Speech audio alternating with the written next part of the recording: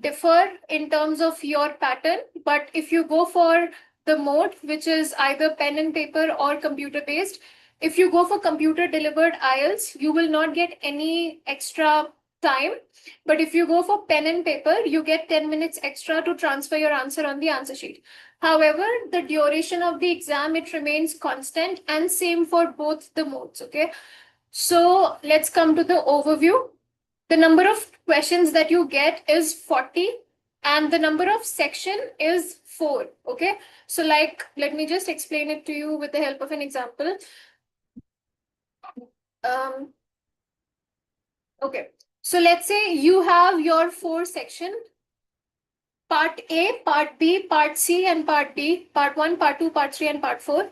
Each part is going to have 10 set of questions.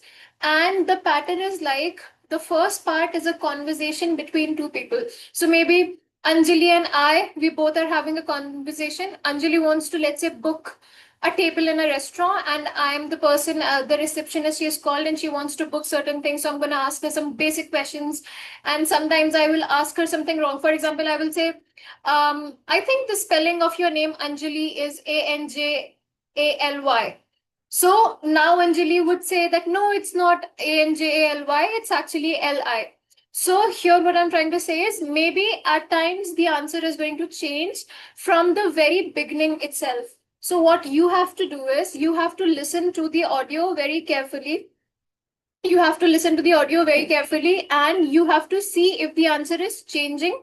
Then you have to change it accordingly, okay? So the next thing is, okay, so the first part is a conversation between two people, and then there are going to be 10 questions pertaining to that conversation. The next part is a monologue. So can anyone tell me what is a monologue? Okay, anyone who has an idea what's a monologue?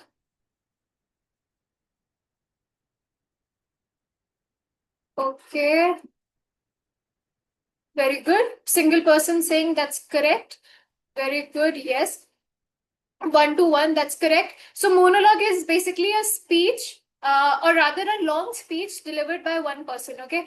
So the second part is again a monologue, and here it's going to be one person saying things and going to give you some instructions. There will be nobody's going to sort of adhere to the audio or would say something. It's going to be one part. And then based on that monologue, you are going to have 10 more questions. Then comes your third part. Third part is again a conversation, but it can be more than 2 people. So it's going to be, let's say, 4 people in an audio, 3 people in an audio, but it's going to be more than 2 people, okay? So maybe, let's say,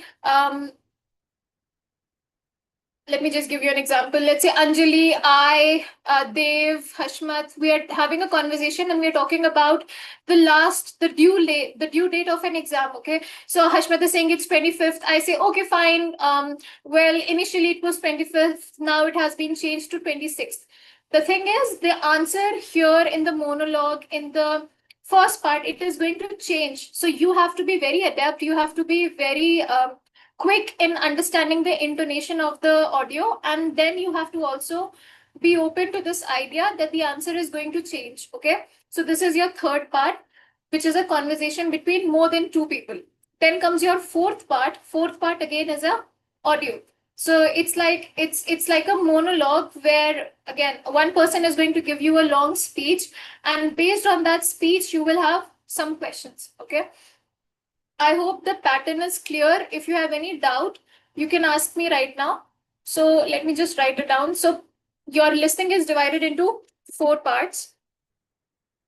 Part 1 is a convo between 2 people. Okay. So it's a conversation between 2 people. Normally, like let's say you call your friend and you're having a conversation. It's like that. Then you have your part 2, which is a monologue. Then you have your part 3, which is again a convo between 3 to 4 people. It's not going to be 2 people now. Here, the number of people or number of persons involved is going to exceed 2.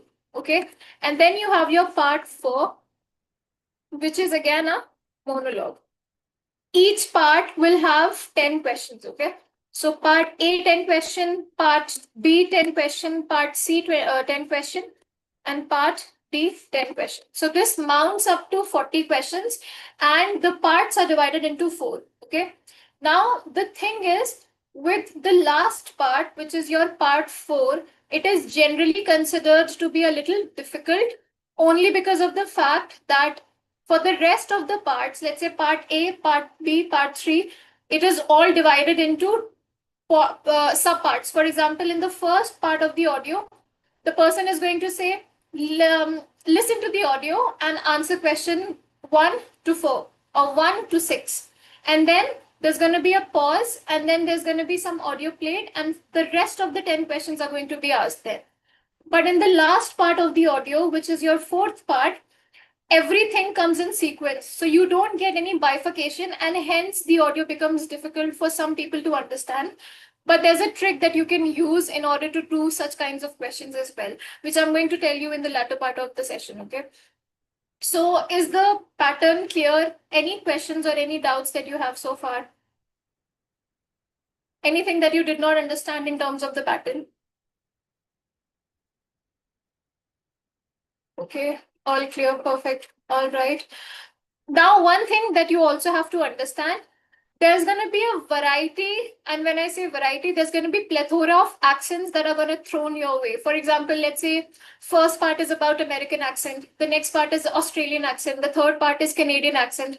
Now you have to understand, in certain part of the world, they don't say zero. They say Z. They say Z. Okay. In certain parts of the world, they don't pronounce H as H. They say H.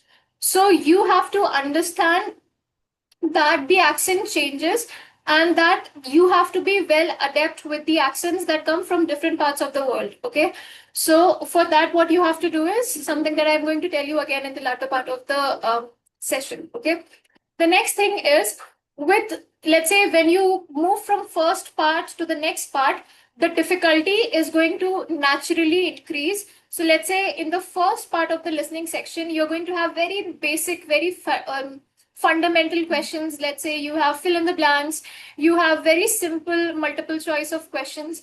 But as you will proceed from first part to the next part to the latter part, the difficulty is naturally going to increase. So we be prepared for that. Okay. And there's one more thing that happens.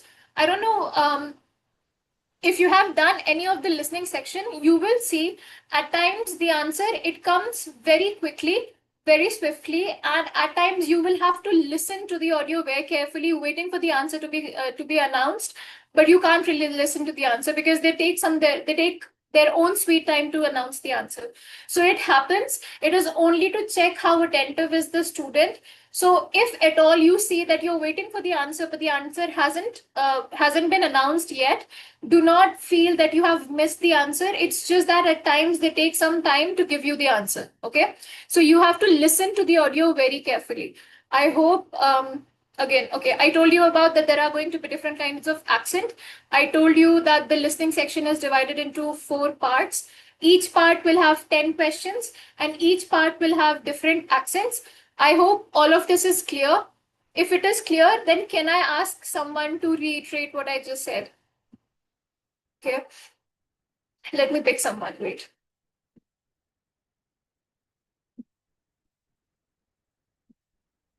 Okay. So I hope your name I'm pronouncing correctly. It's Braj. Braj, is that your name?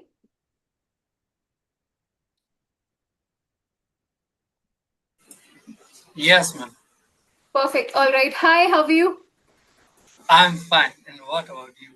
All right. So you did listen to what I told you. Can you tell me how many parts does the listening section have? 4 parts. Very Each good. part, each parts have 10 questions. Very good. And can you tell me what is the second part about? Monologue. Very good. Yes. So you have an idea. All right. So I think it's pretty much clear to everyone. If you have any questions in terms of the pattern of the test, you can just ask me. Otherwise, we can just proceed from here. Any doubts or any questions in the pattern, pertaining to the pattern, or pertaining to what part has what kind of audio?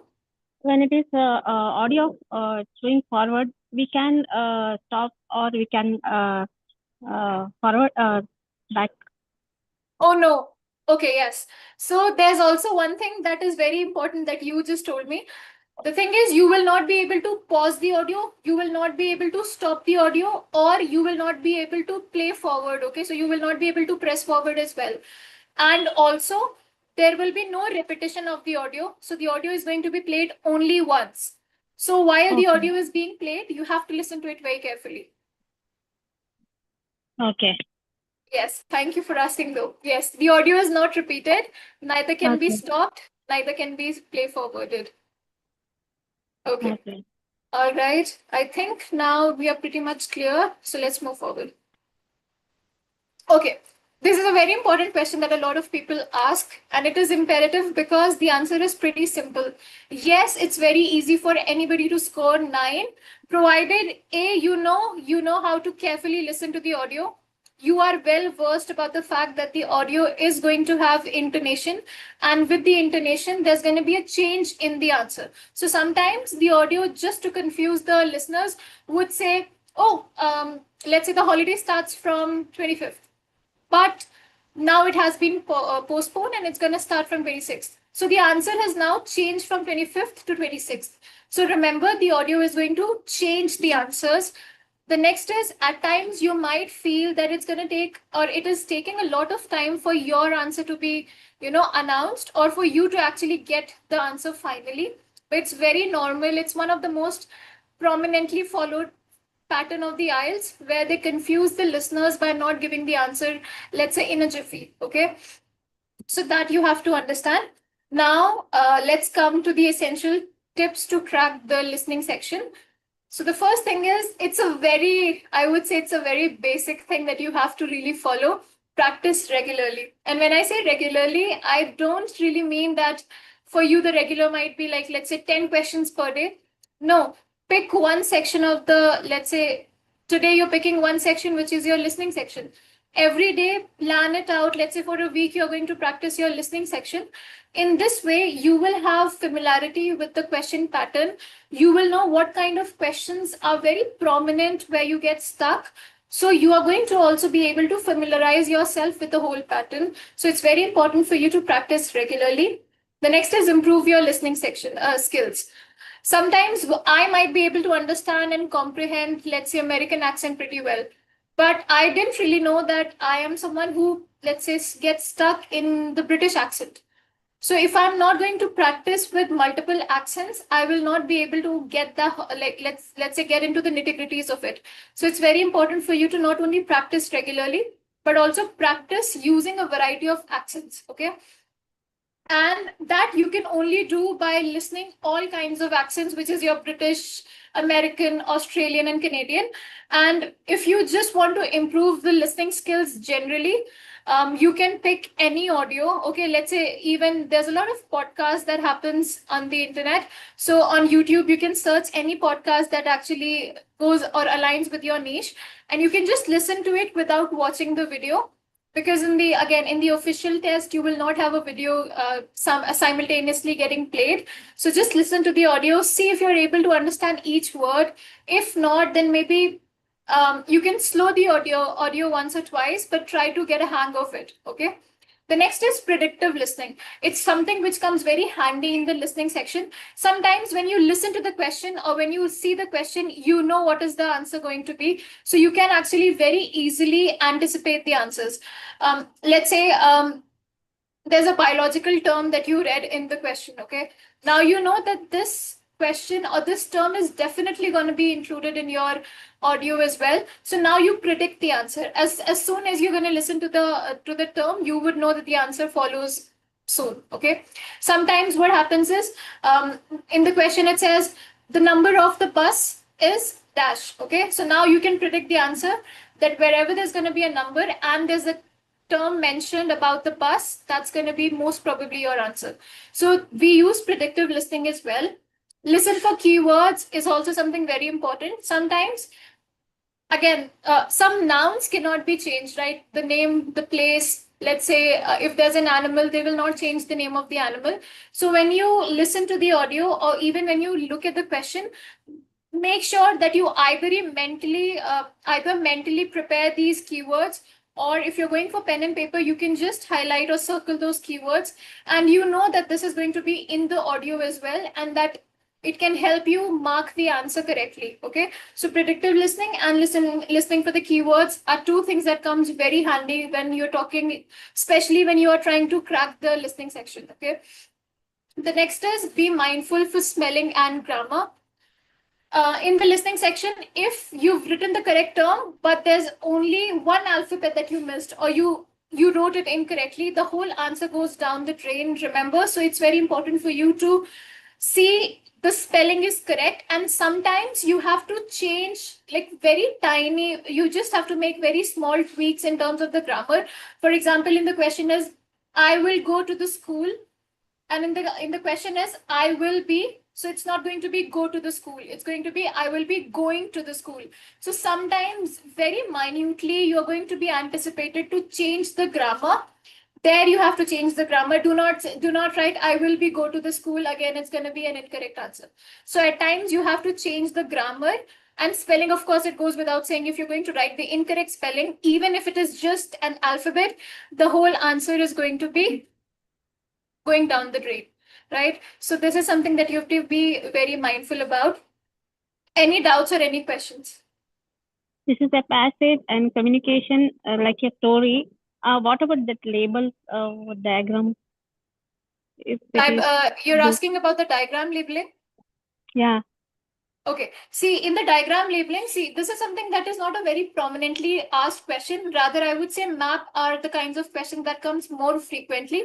But in the diagram labeling also, you will always see that. Let me just draw it and show you how it's going to be like. It is it's difficult to understand that. Yes. See, let's say here you have a diagram, and then in the question you will have some parts. So like 1, 2, 3, then you have 4. So remember that as the audio plays, you will have to place your eyes like where the numbers are written, because that's how in the chronological manner they're going to give you the answer. And most of the times you don't really get diagram labeling in the listening section, because again, this is something that is a very prominently asked question in the reading section, where you have something to read and then answer the diagram from.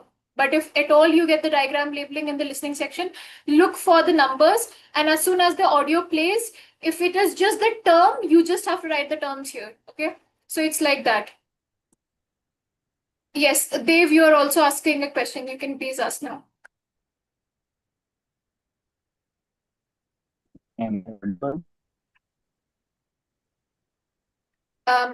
You were asking a question, right? You rose your hand. Dev, I can't hear you. Network problem again. I'm so sorry. Can you ask the question again? Yes, if I press my ears to the speaker of the laptop, yes, then you are.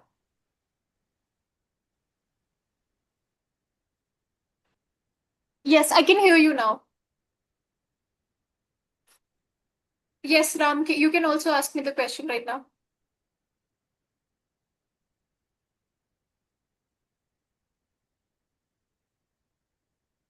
Am I audible to all of you? Ram, you can ask me the question.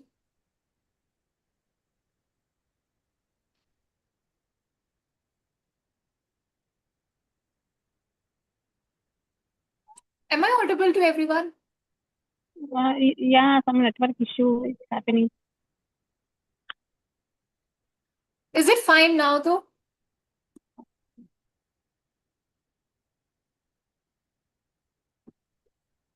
Just a second. While solving listening test, I misspelled so many words. Then which method should I know? See, for this one is, if you will have to learn the spellings, okay?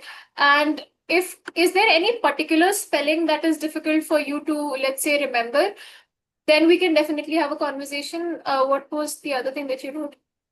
Okay, perfect. Thank you. If you are misspelling or if you're miswriting some spellings, the thing is maybe you have not heard the or you could not really fathom the terms that they have said. And this is only because you could not really understand the accent that they are speaking in. Sometimes the accent becomes difficult for the listener to understand. And that's the reason why I tell you that when you're listening or when you're answering something which is related to the listening section, you first have to be well aware of the accents, where they say zero, where they say z, where they said like the term. So if you are facing an issue where you're basically not able to guess the word properly, maybe you have not really understood that particular accent completely. So what you can do here is either you can just do a simple thing. You can just say what are the significant terms or the way this particular accent words are pronounced differently as opposed to the Indian accent, and then ChatGPT would give you the list of the terms. But if not, then maybe try listening to the accent for a couple of more times, and maybe then you can get a hang of it. But again, you will have to practice, and that's how you get the hang of listening section. Okay. All right. I hope there's no further questions. If you have questions, you can write down in the chat box. I'll give you the answer. One thing more that is very important for you, or it's a skill that you can learn in the map-based question. A lot of people, they have issues in solving the map. There are certain things that you can do. As soon as you get the listening section, they will also give you a rough sheet of paper. So what you can do is, especially for the map-based questions, always make a little compass. I hope you know what are the directions: the north, south, east, and west.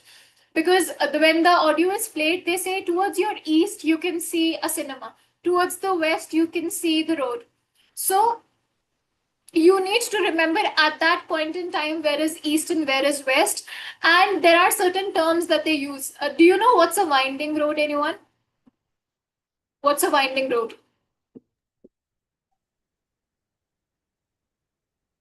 It's a term that they like very generously use in the map-based question. Can anyone tell me what's a winding road without searching?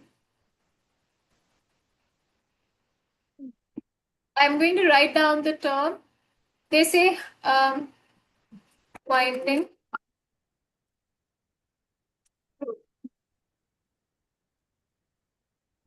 Any idea what's a winding road? Okay, so maybe this can be as a homework that you have to learn, and tomorrow in the class you have to tell me what's a winding road.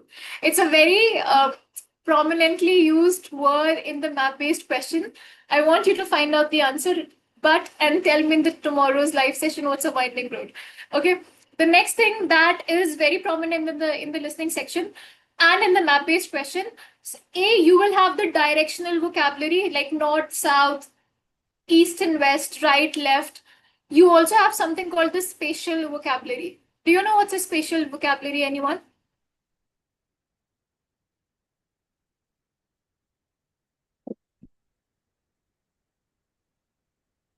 Okay.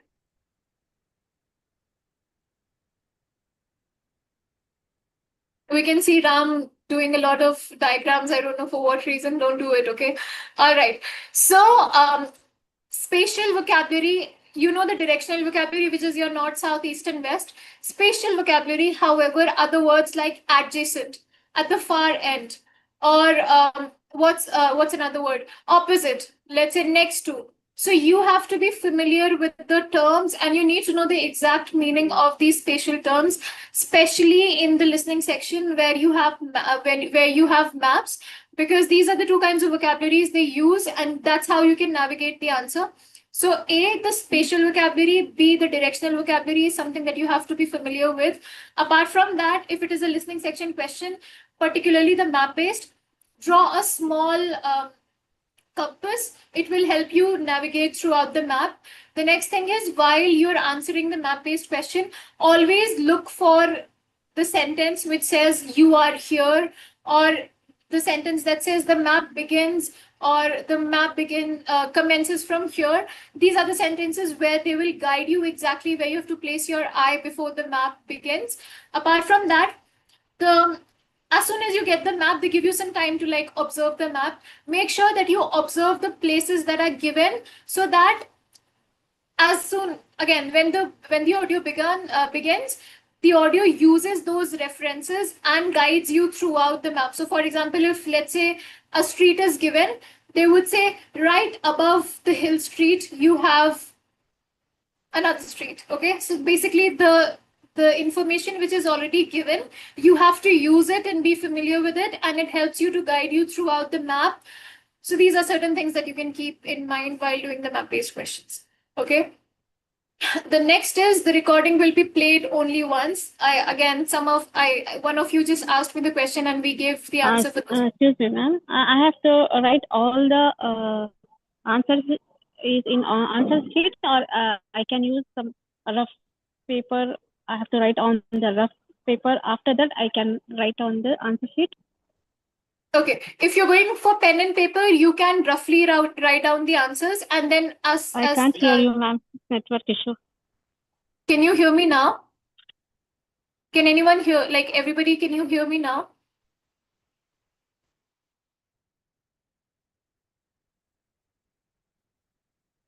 Yes. Okay. All right. See, the answer to your question is, if you're going for pen and paper, am I audible to the person who asked me the question? I am Hashmat. Okay, so if you're going for pen and paper, you can write your answers on the rough sheet, and then they give you 10 minutes to copy the answer. However, if you're going for computer-based test, do not write the answers on the rough sheet.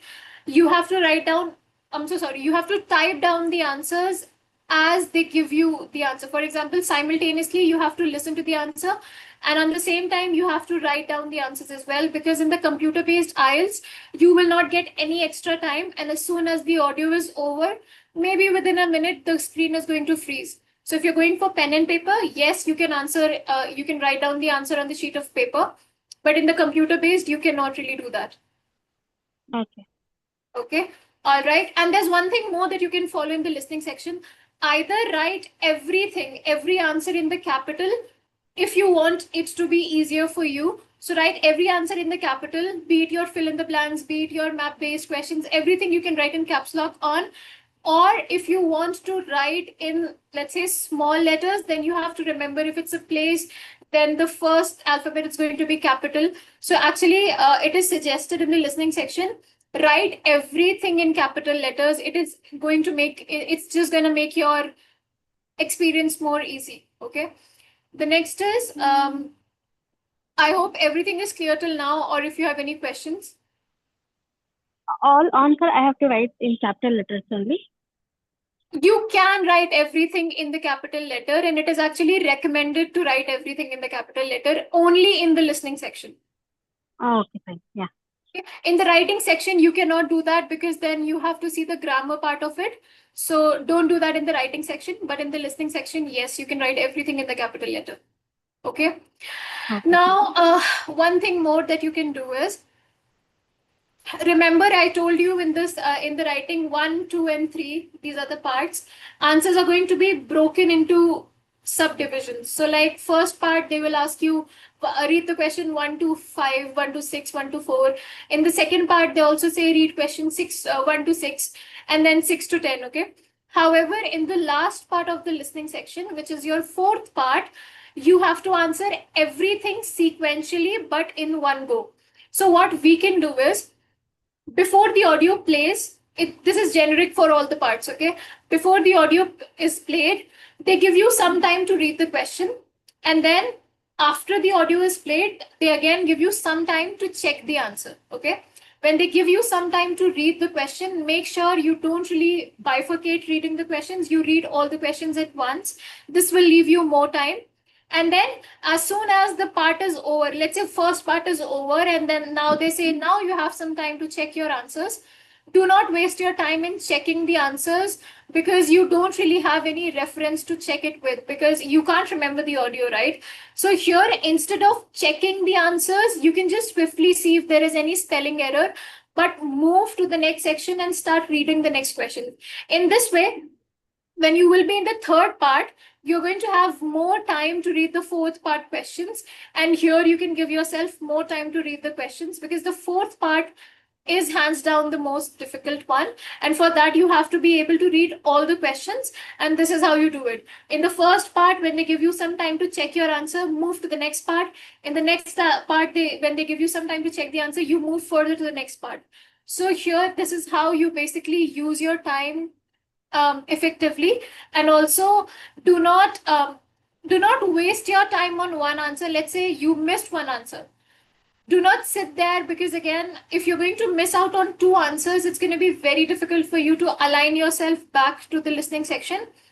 And again, remember, if you get 40, let's say out of 40, you get 39 answers also correct, you will still get a 9-band score.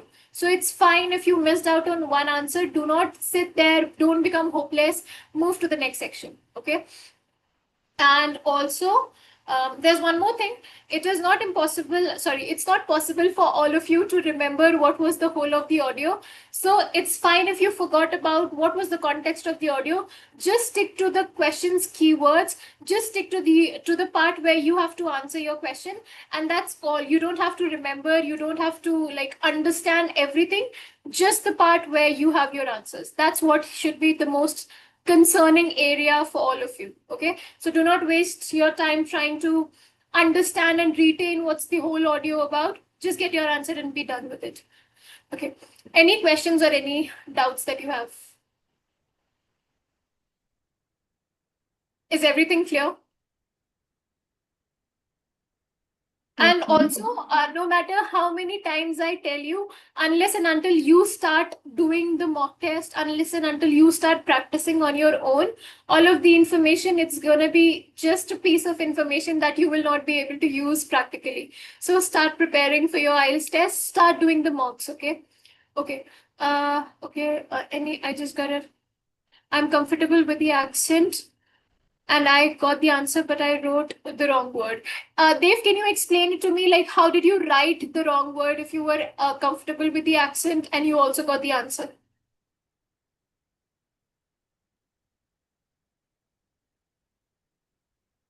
Can you give me an example? See, there's one more thing that you have to remember.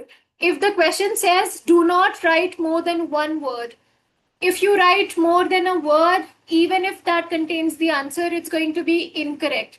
If so, before the audio begins, there's always instruction, like over here, sometimes on the top itself, there's going to be some instruction for the listener. See what is the word limit. If the word limit is 1, do not write 2 words. However, hyphenated words, which are universally accepted, even if you write, for example, I'm just giving you an example, okay? If the word is hip hop, okay? These are 2 words. However, if you put a hyphen in between, it becomes 1 word, okay? But these words should be accepted universally in order to become 1 word. So that brings me to the next section, okay? I think we can move past with this one, okay?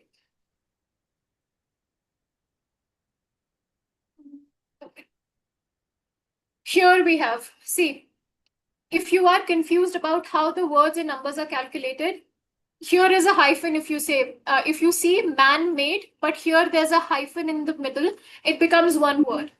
If there is a number, let's say you wrote a phone number and in the question it was written, do not write more than 1 word. Remember, this whole phone number is going to be 1 number. This again with comma and all, this is still going to be 1 number. And the question is, sometimes a lot of people say or ask whether you have to use articles or prepositions. Again, this depends on the question type. For example, if you look over here, if the question is, let's say, sentence completion, the best place to meet is this. It is, let's say, at the school. And the next is place, it's going to be school. So again, it depends on the question. If the question requires you to use articles, you are left with no choice but to use the articles. But if it says do not write more than 1 word, here you are bounded to use nothing but the prepositions. Okay. So again, articles or preposition, that depends on the question type. Okay. All right. Yes. If in the instruction they ask you choose option A to C, and in the option you write yellow, let's say The correct answer is yellow. And you write down the word yellow instead of choosing the alphabet C. It's going to be an incorrect answer. Okay. So read the question. If they say use the alphabets, you are still just going to use the alphabets. If they require you to write down the word, only then will you write down the correct word. Okay. Here also, you have the next one, red, blue, and green. If they say choose the correct answer, the correct answer is blue. You will have to write down blue because you just have three options, right? You don't have any alphabets or any numbers. Here, do not write 2 as blue. Again, it's going to be an incorrect answer. I hope I'm making sense, right? Is it clear?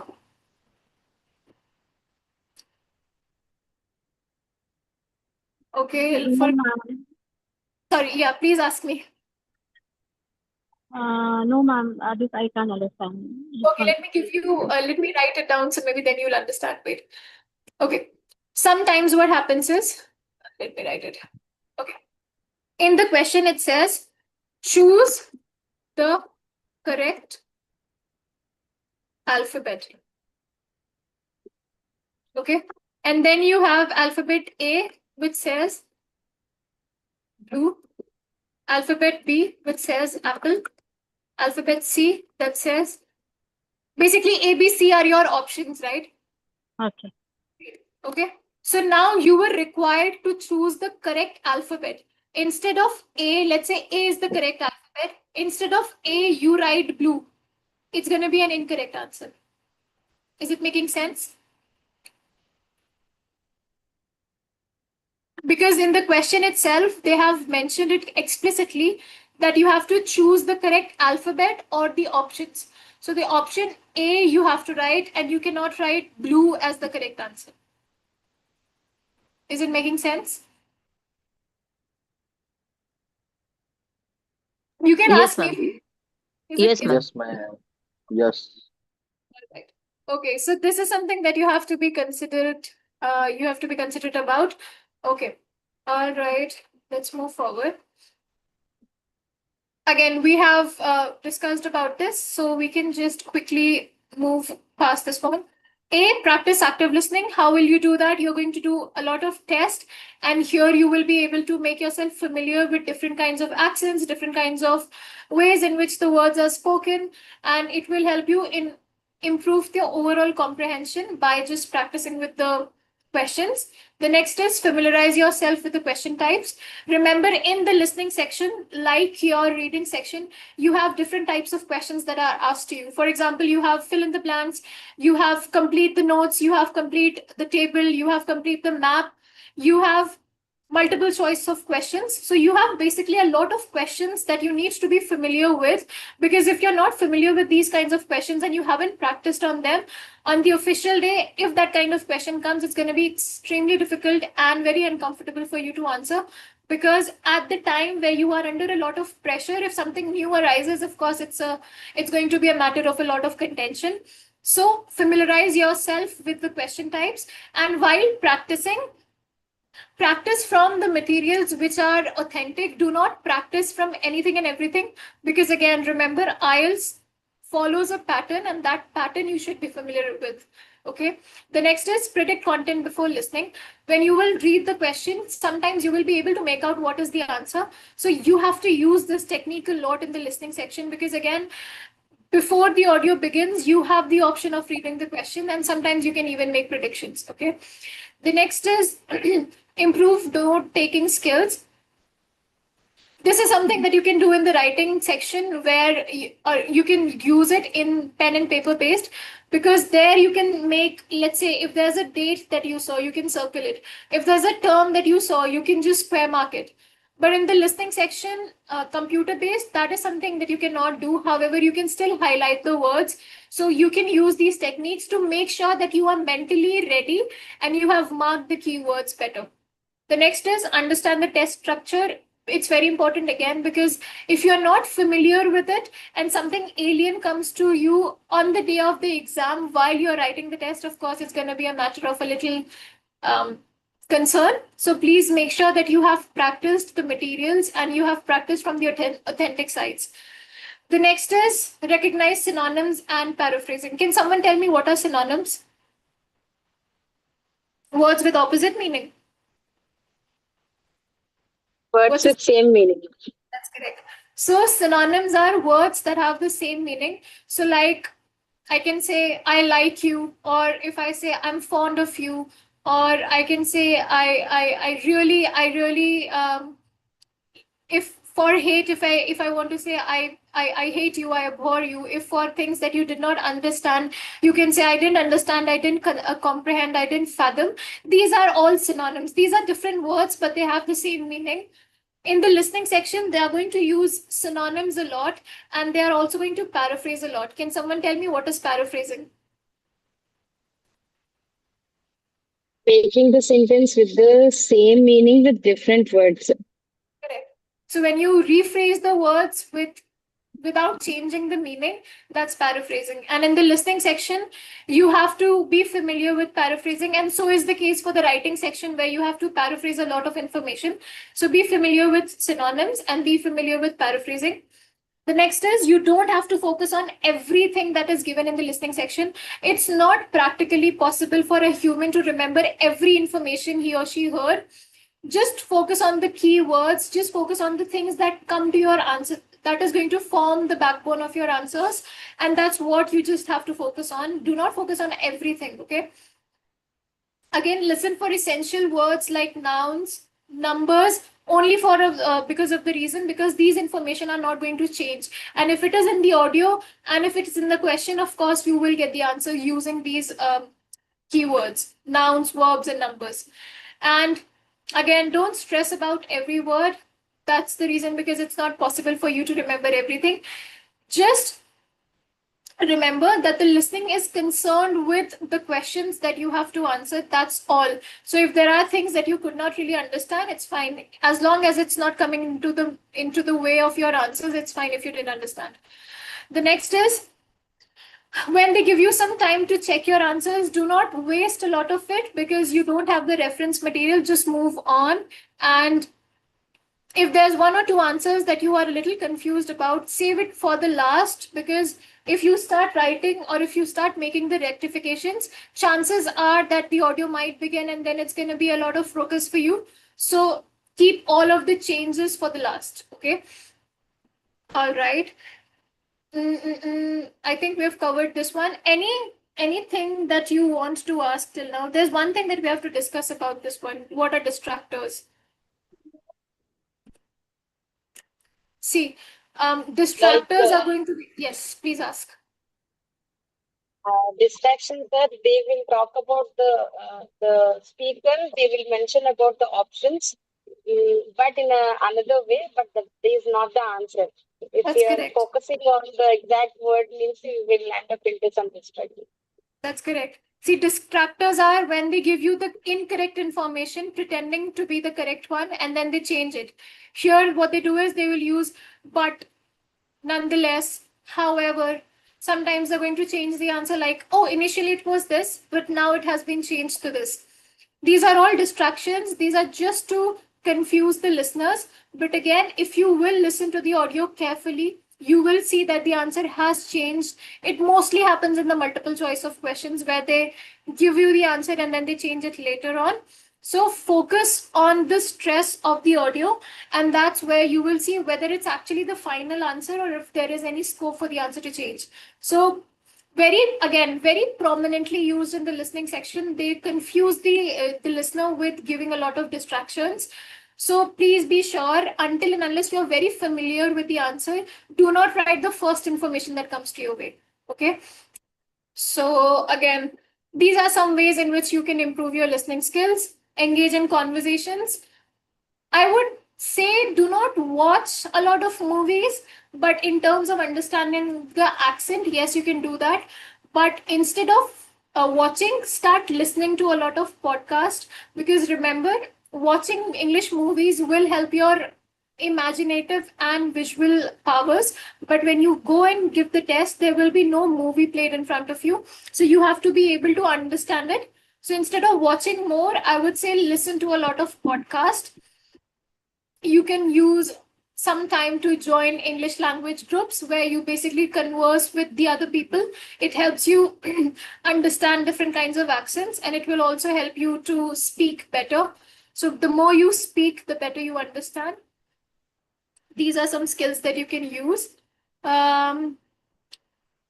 Yeah, here is an example of a signal word. Okay, sometimes what happens is, if someone says, I agree with your viewpoint, it doesn't mean that he or she is completely agreeing, because again, there's another word that comes. It says, however. So that means the person is not actually agreeing with your idea. It's just a polite way to bring in your opinion into the table as well. So, however, means the answer is that this person is not completely agreeing. He has other things. So, however, here makes a shift in the perspective of the speaker, and thereby the answer is going to change. Okay. Now, again, you have to understand that the audio and the question will not really be exact. There will be some kind of paraphrasing. Here is an example. The conference will commence at 9 a.m. Now, if you're not able to, if you do not really know what's the meaning of the word commence, it will be difficult for you to understand the context of the question. But if you will again put a lot of brain into it, commence could be either start or end, depending upon the way it's used. So where you don't know what the answer, there you are left with nothing but to make an educated guess. So if you read the question, the meeting is scheduled to start in the morning. So now you can understand the meaning of the word commence has to be scheduled to start, right? So that's how you basically use educated guess in the listening section. The next is utilize context clues. Here, the clue here is going to be the word, I left my umbrella at the cafe. So cafe suggests the location where the umbrella was lost. And if the question says, I forgot my umbrella dash, that means it's gonna be at the cafe, right? So these are certain ways in which you predict the answer. I hope it's all clear till now, or if you have any doubts or questions. So listening is actually pretty simple. You just have to be familiar with the question. You just have to make sure that you understand everything well. Even if there's one question that you missed, do not start panicking, because again, there's no negative marking, and if you panic at that particular moment, the rest of the test is going to be very difficult for you to answer. So it's fine if there's one answer you could not really understand. Either make an educated guess, because there's no negative marking, or you leave that question. Okay, but do not stress yourself way too much. Okay. Can you suggest some podcast? I have never listened to a podcast. For me, what I do is, there's this. So I'm into horror, like horror things and all of that. So there's this YouTube channel called IMR Scary Tales. So before going to bed, I just listen to that, and I like sleep. Like listen to it and then I sleep. So that's one thing that you can do. But then there's a lot of podcasts, like there was one, the Vijay Malia podcast. It was in English, so maybe you can listen to it. And but then there's no accent, like that. Whatever is your niche, you'll have to do that. For me, I listen to horror stories, and then I like sleep. So it's like that. So any questions or any doubts that you have? And if there's something that you could not understand, you can ask me now. Is everything clear? All Yes. right. So I thank you. Thank you. All right. So this was all about the listening section. However, whatever I tell you, until and unless you practice it yourself, it's going to be again just a piece of information. So do not stress too much. Start practicing. And if there is any particular question that where you are getting, let's say, stuck, you can always ask me in the next live. Okay. So with this, I am going to call it a day. I hope this session was useful for all of you. And then see you tomorrow, everyone. Thank you. Thank you so much, everyone. Thank you, ma'am. Thank you. Take care. Bye. Bye.